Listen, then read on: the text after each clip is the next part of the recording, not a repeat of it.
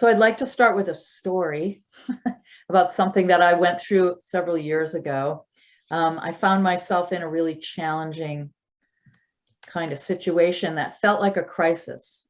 In spite of knowing, really, even in the moment, I knew it wasn't really a crisis, but it felt like one.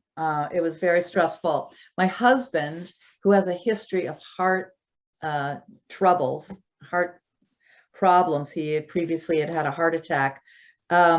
He was experiencing some dizziness and some other symptoms that seemed to indicate that he might be having another heart attack. And so some friends who were with him at the time thought it would be a good idea to take him to the nearest hospital ER.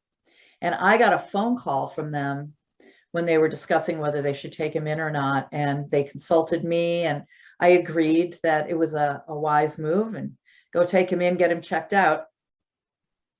And I have to say that during this phone discussion, when I was hearing this, I was actually a model of calm concern.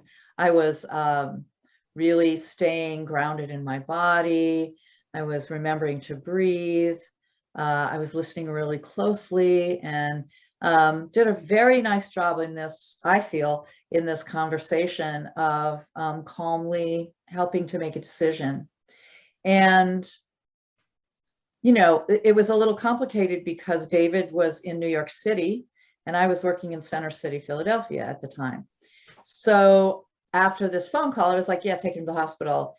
It was sort of hard to know what to do, but I decided it made the most sense to just wait until he got checked out and wait for them to call me back and tell me what the situation was, which really was going against like my strong urge to just drop everything at work and go to 30th Street Station and grab the next train to New York. And so I just decided to wait. And I don't know about you, but waiting is not really my strong suit, especially under like concerning kinds of situations like this. Having nothing constructive I could do made me really feel helpless. And this is a feeling that I really, really dislike. I mean, nobody likes it, right? This feeling of helplessness. So I just kept doing what I'd been doing. I just, you know, I know enough after all these years to, you know, just keep breathing. And I sent some positive healing energy to my husband and to people who were caring for him. And then I thought, well, I'll just get back to the tasks I have to do here in my job. That'll distract me until I get the next phone call or the next update. And also, if I do have to leave work to go to New York, what can I get done? So I was like being very practical. And I don't know how long that lasted, 5 or 10 minutes, maybe. Like I really couldn't concentrate on what I had to do, even the simplest thing. I really realized that I was suffering in that moment. I was suffering with a lot of anxious worry. And I really didn't know what to do. So lack of anything else to do, I posted on Facebook. I put a post out saying, you know, hold David in your care and me. And by the way, when you have to kind of wait and there's nothing else you can do, what do you do?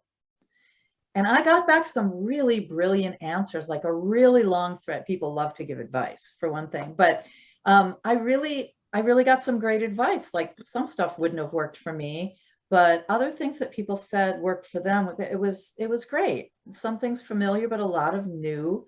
Oh, I'll try that. And some things worked. So this was really, you know, this was a situation that from which maybe it lasted a couple of hours. And just so you know, I got a call back and it was a false alarm. He was fine, more or less fine.